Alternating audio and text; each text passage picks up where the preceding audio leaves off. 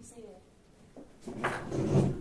Ladies and gentlemen, the formal proceedings of this trial are about to begin, and I remind you to please remain silent. I will conduct in an impartial manner the proceedings of this case, which I will consider objectively. The verdict returned by the jury will be taken in a spirit of justice, and I will have the courtroom cleared at the slightest disturbance. The prosecution may now begin its opening statement. Ladies and gentlemen of the jury, the case involves the party before you murdering a man in cold blood. We are here, ladies and gentlemen, not to prove that the defendant has committed this heinous crime, of which he has already admitted he is guilty, but to examine the man before us and prove that he is not only a murderer, but a danger to society itself.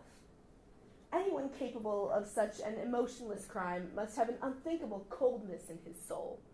You will hear testimony from those who were with Monsieur Meursault following his mother's passing, including those who were with him at her funeral, whose testimony will show that the defendant showed no emotional affectation in what should have been a very trying and sorrowful time, a clear sign that he is emotionally detached and very capable of such a horrendous crime.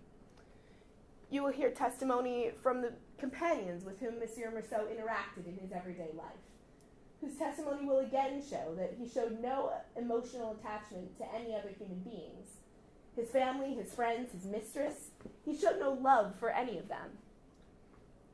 You will hear from his neighbor, Monsieur Sintez, a man who has proven to be of dubious morality and has himself been in trouble with the law.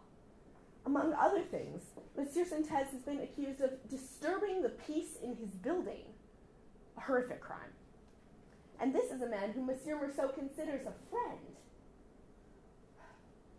You will hear testimony from the magistrate who examined Monsieur Meursault following his arrest.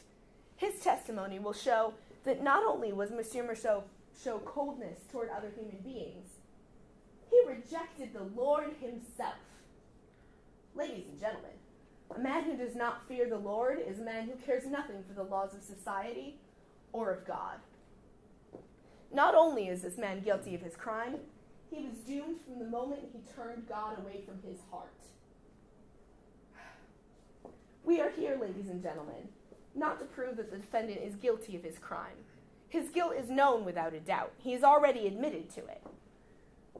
Monsieur Meursault is a menace, threatening to swallow up society. It is our duty, as citizens of Algeria and subjects of the Lord, to act accordingly, with the swift hand of justice.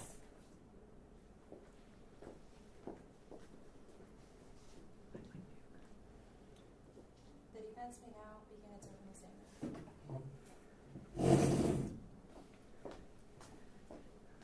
Ladies and gentlemen of the jury, I am here today to defend my client, Monsieur Meursault, against the prosecution for his actions on killing an Arab man on the beach a few months prior. The prosecution is trying to make a case against Monsieur Meursault's personality, firstly by stating that he put his mother in a home for terrible reasons. However, the defense must argue that Meursault did the just thing because he did not have enough money to care for his mother, and he wanted to ensure that she had the best quality of life during her final years. In fact, Madame Meursault was indeed able to acclimate to the home where she met her fiancé, Mr. Thomas Perez. The defense is also trying to construct a case against Monsieur Meursault's personality based on false assumptions to try and prove that he is a danger to society.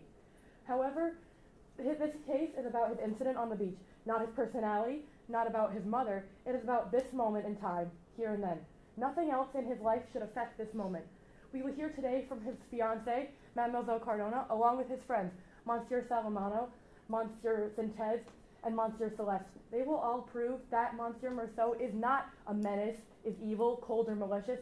They will prove that he is someone they could rely on, someone they could trust, and someone they could always turn to.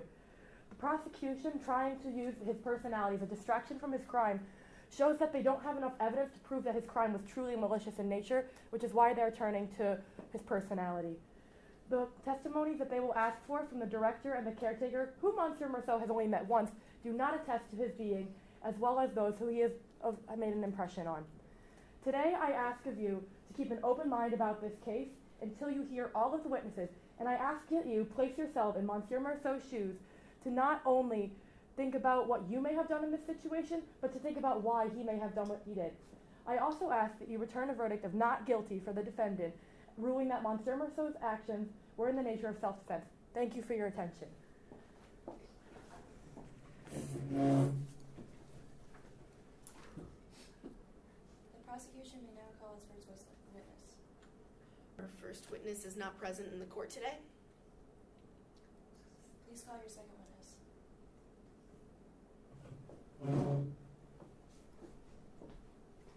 The defense would like to call the caretaker up to the stand.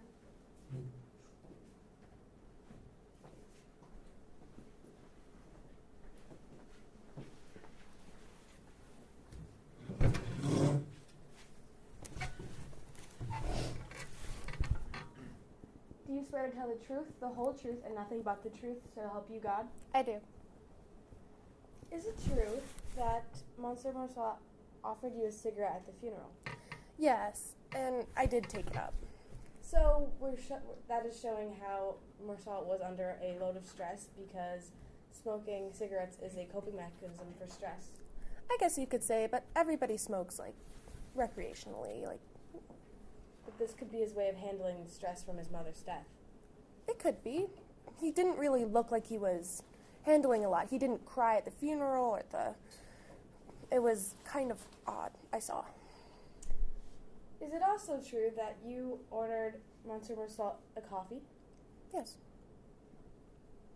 Did you see him think that it was odd that he was drinking coffee at his mother's funeral?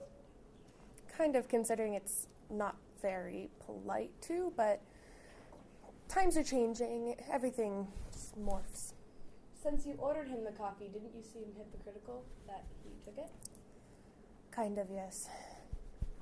No further questions. The prosecution will cross-examine the witness.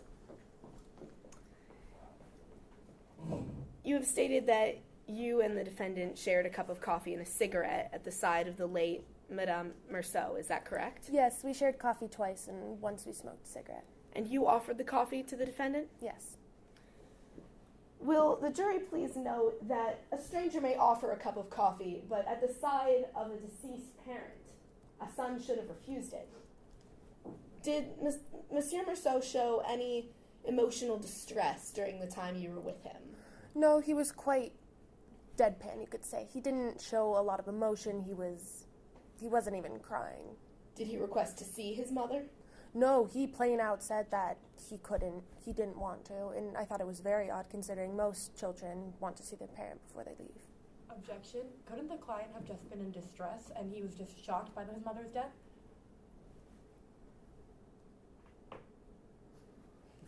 A fair question. Did the defendant appear to be in distress?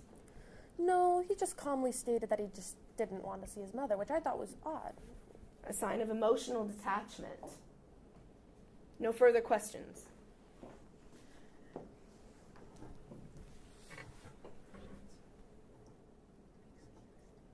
The witness may be excused.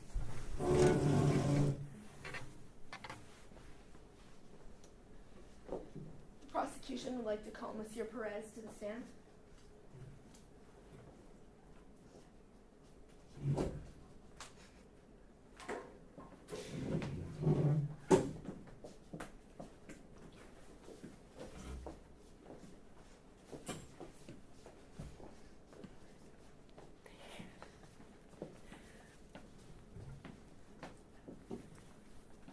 Do you swear to tell the truth, the whole truth, and nothing but the truth, so help you God? I do. You may be seated. You were a close friend of the late Madame Marceau, were you not? Yes, we were dating. I loved her very much. Did she ever mention her son to you? She did a little. He didn't come to visit much, so. What did she say of him? Well, she said she missed him. She was kind of bothered that he never visited, but I don't know. She got used to it. Did Madame Marceau initially show distress at her admittance to the home? I don't think so. He kind of just left her, I guess. I don't know. He definitely put her there out of good reason, though. Did she say that to you? No. And those are your thoughts about the defendant. Yes. What did you feel were Madame Merceau's feelings toward her son? I think she loved him very much and she missed him. Do you feel that he felt the same? I hope so. But you don't know for sure. I don't know for sure.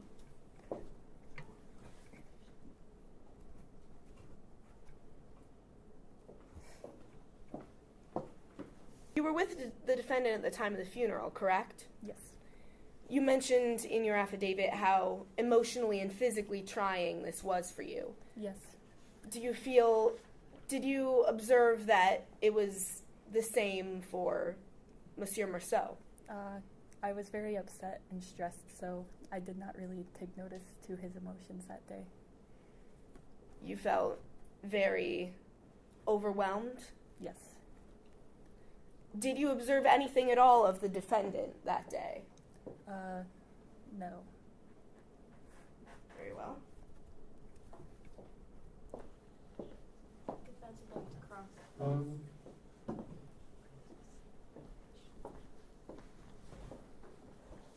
Did Marcel's mother seem happy in the home? Yes. In your guys' relationship, she never seemed upset or down. I don't think so. When she talked about her son, did she talk fondly of him, or was she seem angered at him? She missed him, I know that, but I think she loved him for sure. So she didn't have any lasting grudges for putting him in the home? I don't think so. She got over it. So do you agree that putting her in the home was the best decision that Marcel could have made? Yes. No further questions. The witness may be excused.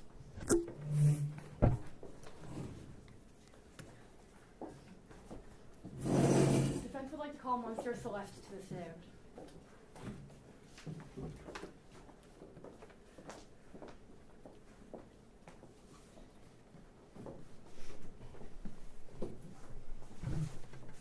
Do you swear to tell the truth, the whole truth, and nothing but the truth, so help you God? I do. The witness may be seated.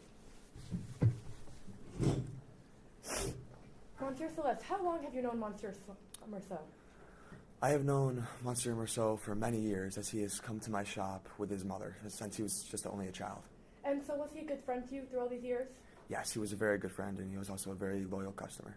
Can you elaborate on this relationship you had with him? Yes, not only was he a customer, but we also became very good friends, and we sometimes on Sundays we went to races together, and we talked about many things and got to know each other very well. So you wouldn't say that he is malicious? No, not malicious at all. You wouldn't say that he's a violent individual or a threat to society? No. Did he ever do anything that may make you think otherwise? No, he was always a very calm and relaxed person. No further questions, thank you. The witness may be excused. The prosecution would like to cross the witness. In your affidavit, it says you were very good friends with Monsieur Merceau. Could you re-elaborate how close of a friendship you had? Yes, Monsieur Merceau went to my restaurant every week for almost his whole life. We talked about many things, and I feel like I got to know him very well, and we became, in my opinion, very good friends. Has he ever done something skip on his bill, perhaps? Let's not talk about that, but, yeah, let's not talk about that. Could you recall what... Witness must answer the question. No, he is not. Could you recall what Monsieur Merceau was like after his mother's death? I could tell that he was a little bit sad, but he usually remained the same. What are your thoughts about this heinous crime that Monsieur Merceau has committed? I think it is just pure bad luck. No further questions. The witness may be excused.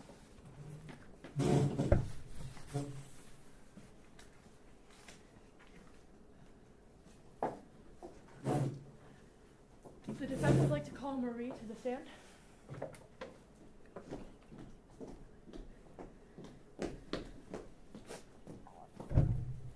Do you swear to tell the truth, the whole truth, and nothing but the truth, so help you God? I do. The may be Thank you.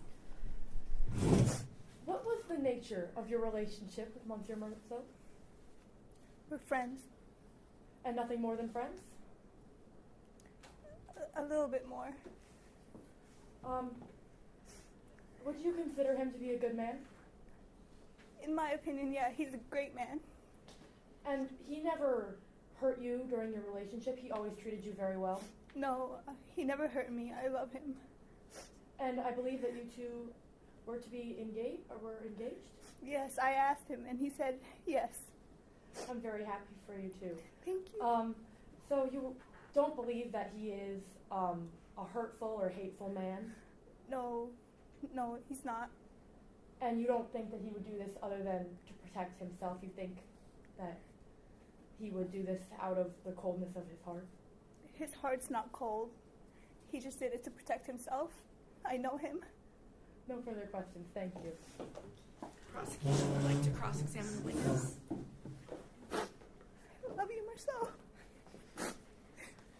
When was the first time that you met Monsieur Marceau? I worked with him. I worked with him in our company, and then I left.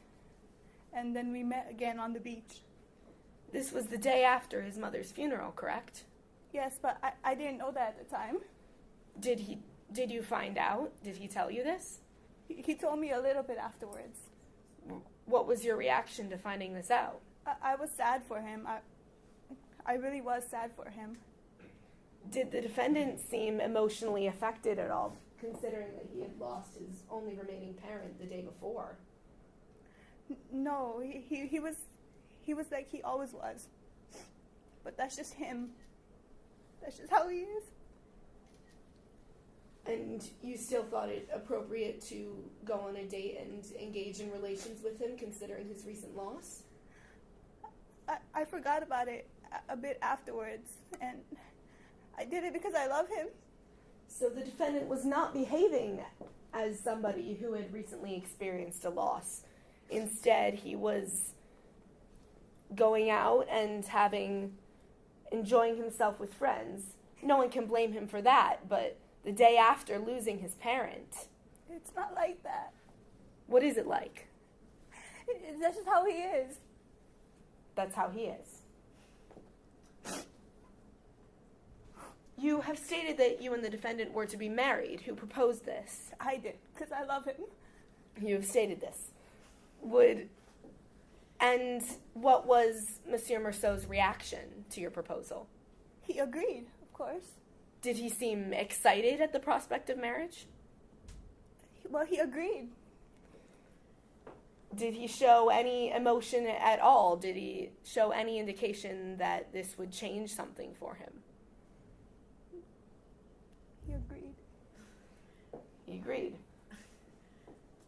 Objection, witness must answer the question. No, he did not. How did the defendant seem when you visited him in prison? Did he seem happy to see you? Was he distressed at all by his incarceration? He was just himself. Himself as he always has been. No further questions. The witness may be excused.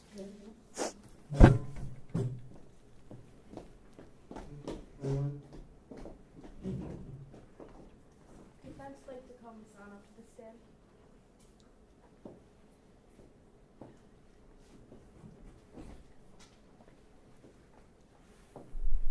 Do you swear to tell the truth, the whole truth, and nothing but the truth, so help you God? I do. You may be seated. When and how did you meet Monsieur Marceau? I met him when I invited Raymond to come up to my beach house. He brought Marceau and Marie with him. Did he seem off or violent or anything but a normal human? He was quiet, but I mean, when you're meeting someone new, it's to be expected. Would you consider him to be a good man? I do, and an honest one.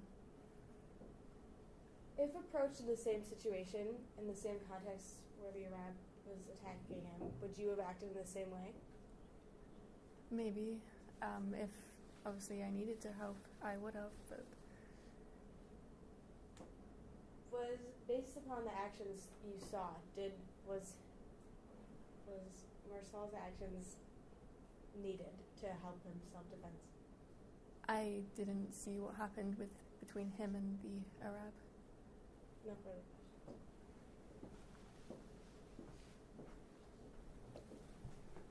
The witness may be excused. The prosecution would like to call the examining magistrate to the stand.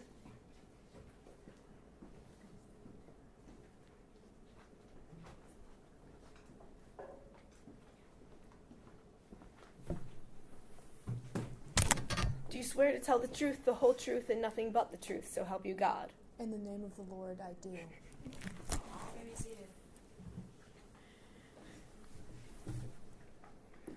What was your initial impression upon meeting the defendant? Well, I thought he was quiet. He said he didn't speak much because he didn't have much to say.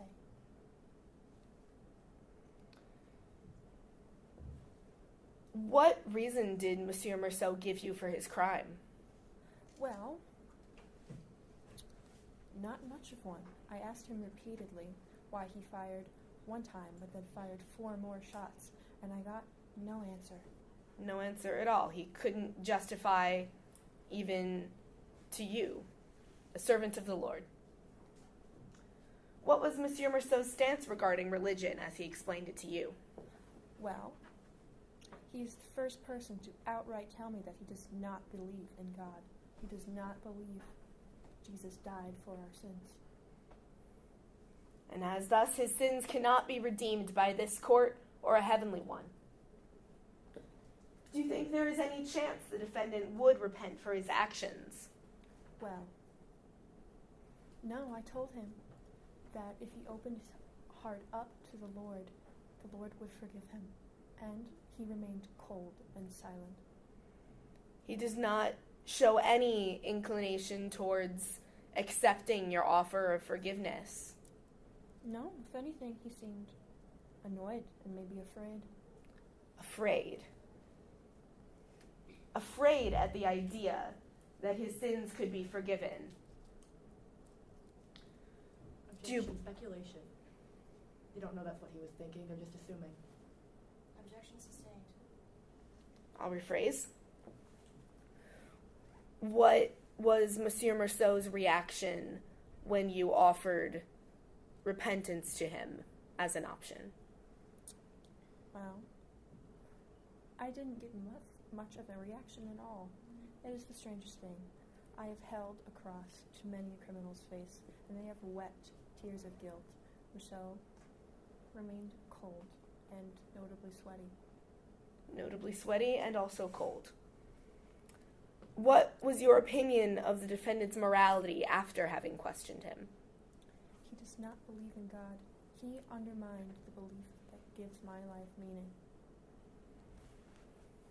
I feel pain for you, sir. No further questions. The witness may be excused.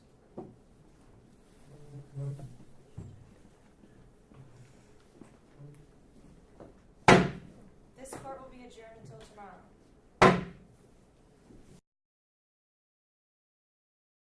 You may be seated.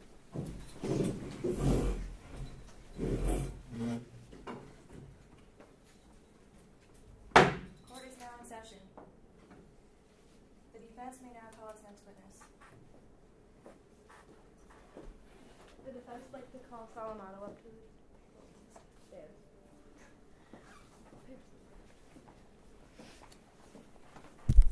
Do you swear to tell the truth, the whole truth, and nothing but the truth, so help you God? I do. What was your relationship like with Marceau? Marceau was very kind to me. We lived in the same apartment complex for many years, and Norris, my dog, he suddenly died, and Marceau helped me very much. Would you consider him to be a good man? I would. Would you consider him to be violent or aggressive in any way? No. When you lost your dog and Marceau was helping you, did he seem that he was interested in your feelings and he wasn't just all about himself? Yeah, he At first he was lost, and he told me that it might be at the pound, so I told him I went there after, and they said it might have gotten hit by a car, and he told me to get a new one, but I said it wouldn't be the same. So he was very helpful to you? Yeah. No further.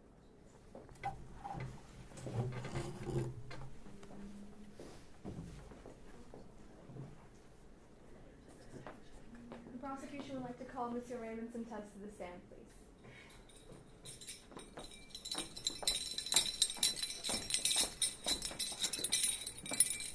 Do you swear to tell the truth, nothing but the truth, the whole truth, so help you God? I do.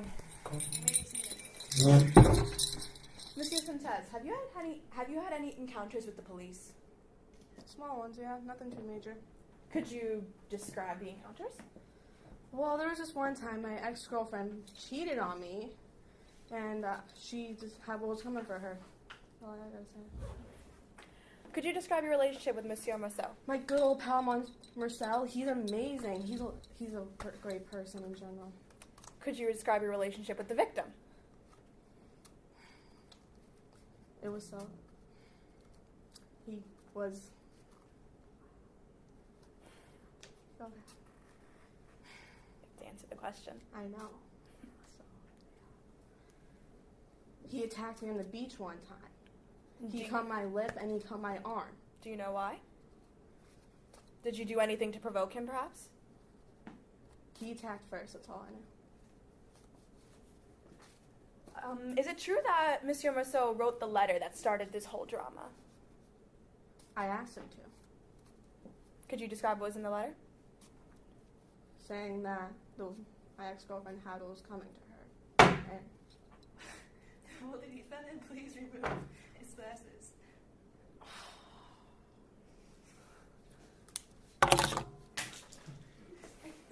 Did Marceau intervene when you were with your ex-girlfriend? Did he ever intervene? No. And what is your occupation?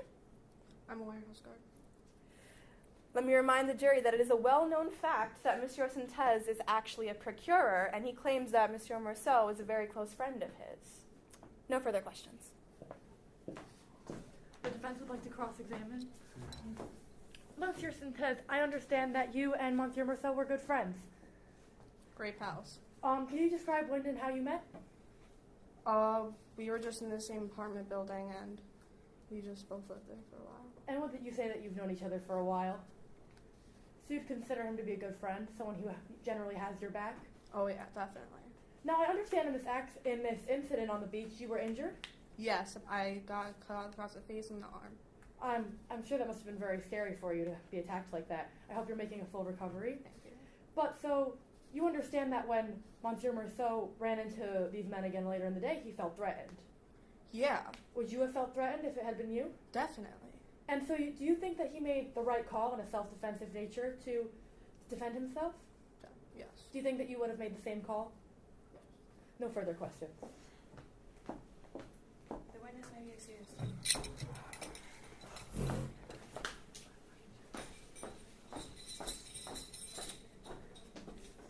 Prosecution may now call its next witness.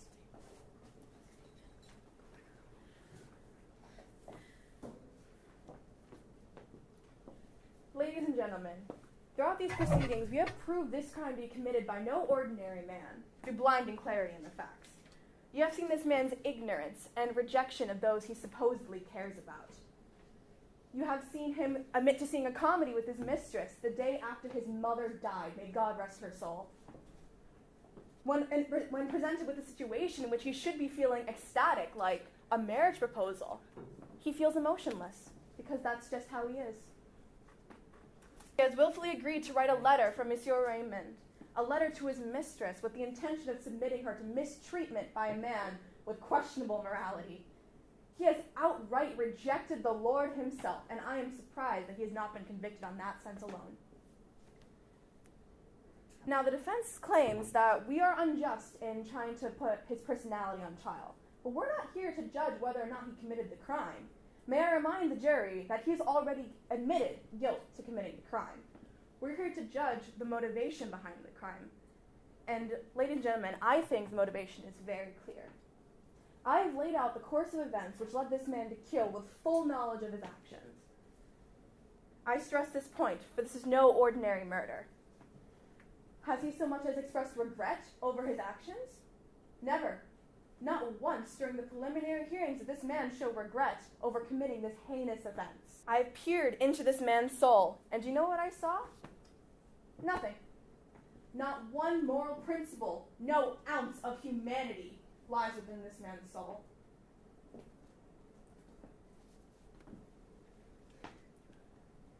Of course, we can't blame him for this.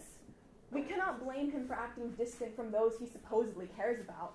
We can't complain that he lacks what was not in his ability to acquire. Here in this court, the negative virtue of tolerance must give way to the sterner virtue of justice. Tomorrow, ladies and gentlemen, this court will sit in trial of the most monstrous of crimes and the most monstrous of criminals. I believe you will not think of it too bold of me to tell you that this man is guilty of murder. This man has no place in our society, a society in which he willfully neglects the rules of. I ask you for this man's head, and I do so with the heart at ease. When I look at the person at the stand, I see no man. I see a monster.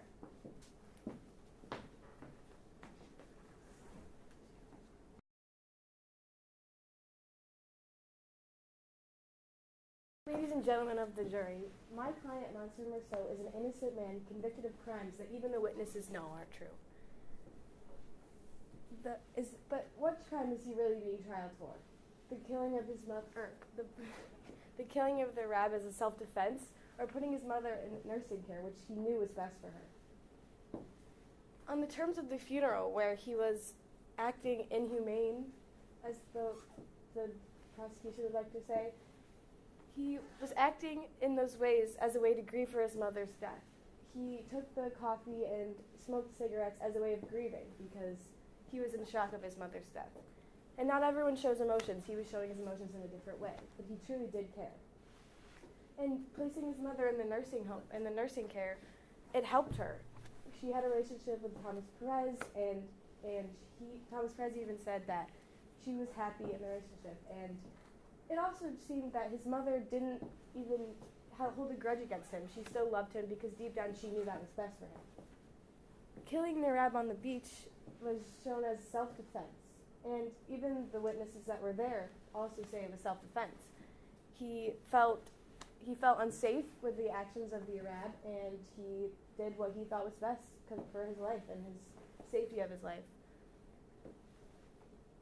Ladies and gentlemen of the jury, please consider all the evidence present from the witnesses and the defense in the terms of deciding the fate of Monsieur Merceau. Thank you. Ladies and gentlemen of the jury, the crime in question is that of first-degree murder, the most serious charge tried in our criminal courts. In order to prove this crime charged against the defendant, the prosecution must have shown enough evidence to prove to you, beyond a reasonable doubt, that the defendant did commit a premeditated homicide, which refers to an act of deliberate and unlawful killing of one man by another, an act which was planned in advance and carried out willfully. You have listened to the testimony of each witness, and you have had the law read to you and interpreted as it applies to this case. It now becomes your duty to determine, from the evidence that has been presented to you, if this man can be found guilty without a reasonable doubt. This means that if there is even the slightest of reasons to suggest that there is any room for reasonable doubt, you must find this man not guilty. If you find this man not guilty due to the extenuating circumstances of self-defense, this means his actions may be considered a justified homicide, which means that the killing would not be a crime at all. In the event that you find the defendant guilty, however, the death penalty is a mandatory sentence. I remind you that one man is dead while the life of another is at stake. Please deliberate carefully, thoughtfully, and honestly before making your decision. However you decide, your verdict must be unanimous. Thank you, ladies and gentlemen.